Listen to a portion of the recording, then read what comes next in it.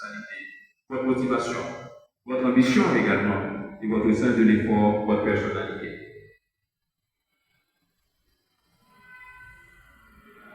Nous sommes à la phase de décision.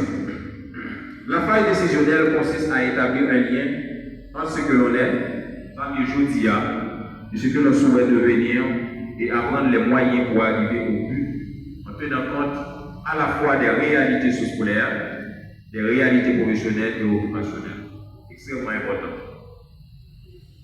Phase décisionnelle là, il consiste à établir un lien entre sa vie aujourd'hui, ça souhaiter devenir demain, et qui moyen pour prendre pour arriver au but, pour tenir compte à la fois des réalités scolaires, des réalités professionnelles et des réalités occupationnelles. Ça, c'est phase décisionnelle. Allons voir rapidement pour finir les étapes de décision. Premièrement, il faut relever toutes les occupations possibles que l'on juge intéressantes par vous. Je parle de data, je reviens encore dans le data, par vous, par attirance, sympathie, par expérience antérieure réussie. Les facteurs personnels et intérêts facilitent une première élimination. Le fait de compiler toutes les données, vous commencez par éliminer ou ensemble de peut-être objectifs protégés ou de commencer par éliminer ou procéder par élimination. 2. Éliminer celles qui vont trop peu et déboucher sur le marché du travail. Ensemble de métiers, 10 samedis, vous commencez par éliminer ça, on dit qu'il n'y a pas trop déboucher sur le marché du travail. Troisièmement, analyser aptitude, c'est-à-dire se rendre à la limite de ses capacités, c'est-à-dire avoir le courage d'investir les efforts nécessaires.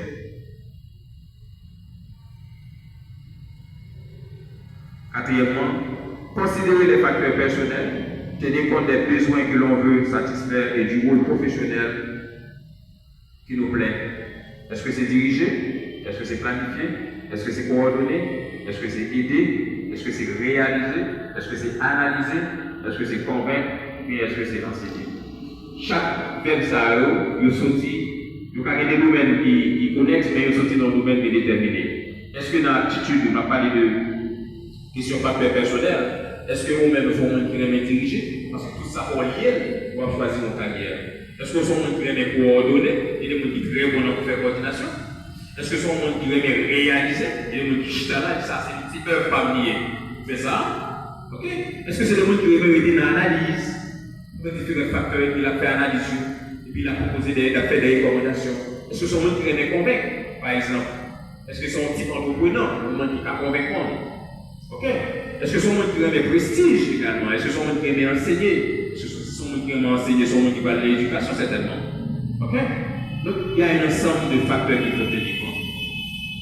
Et mes chers amis, en étudiant soigneusement l'ensemble de ces éléments d'appréciation, il est possible d'anticiper, et prévoir avec plus ou moins de rigueur les échecs et les réussites à tel ou tel niveau de sélection. De dégager la stratégie qui permettra à un adolescent de s'orienter avec le minimum de décès possible, d'échecs et la plus grande économie du temps.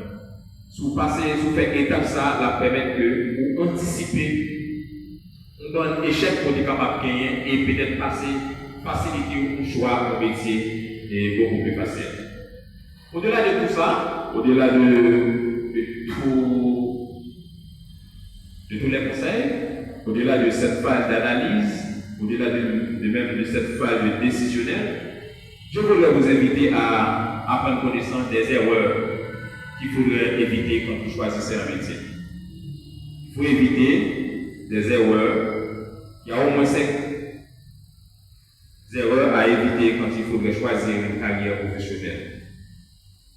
S'identifier, la première erreur, s'identifier à des modèles sans évaluer si nous avons le même potentiel que ce modèle.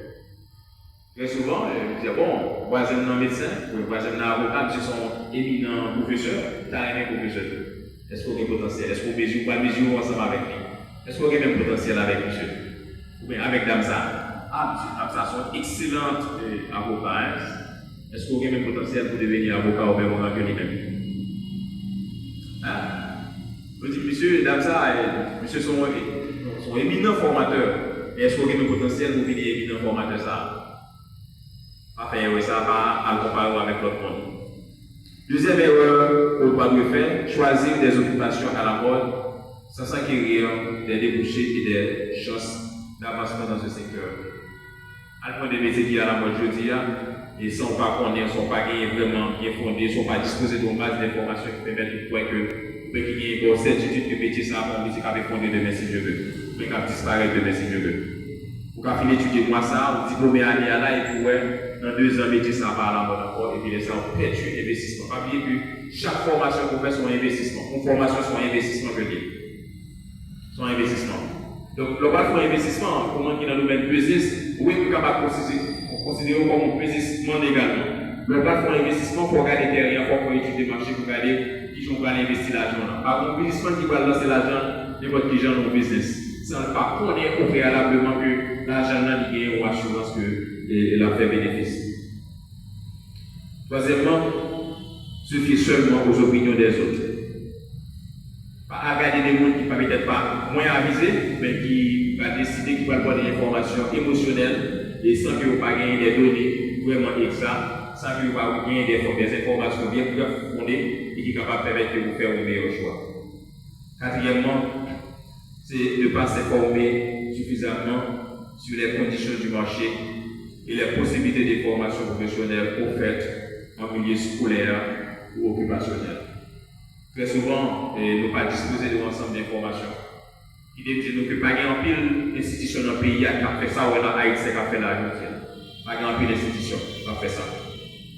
Or, il est supposé de monter dans la politique éducation dans le pays pour nous connaître et qui gens pour nous orienter carrière. Pour nous connaître le marché, qui évolution marché, qui métier qui a payé pour naissance, qui métier qui a disparu, pour nous connaître tout ça pour nous capable de positionner. Pas bien pour choix des métiers, il y a des désir tout. On va parler de data, on est dans data. Désir. Il faut lier à groupe tout qui groupe. Ou bien nous avons un métier, nous pas jamais.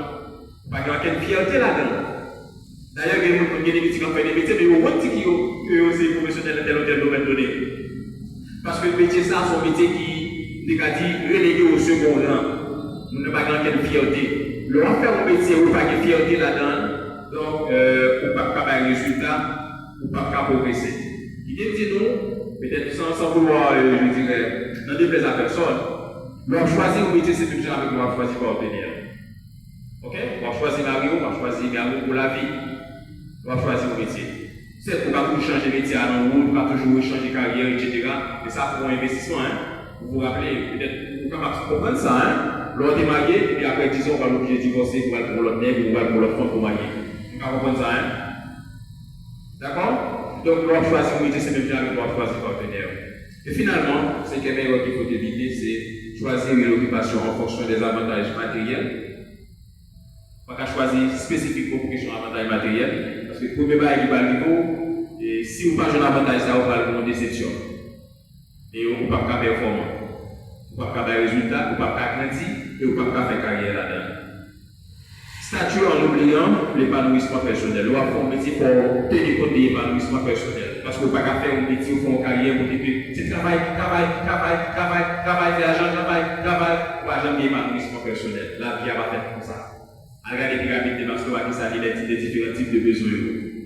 Donc l'homme a besoin de s'épanouir également. Donc vous ne pouvez pas faire un métier comme ça. Voilà, mes chers amis, ce que je voudrais partager avec vous au premier abord. Et je suis disponible s'il y a des questions, vous pouvez toujours les poser, ou du moins, je ne sais pas ce que Mme Boubou va décider. Est-ce qu'il va prendre la deuxième tranche? Et peut-être vous gardez les questions et je reviendrai pour les réponses. Merci de votre attention.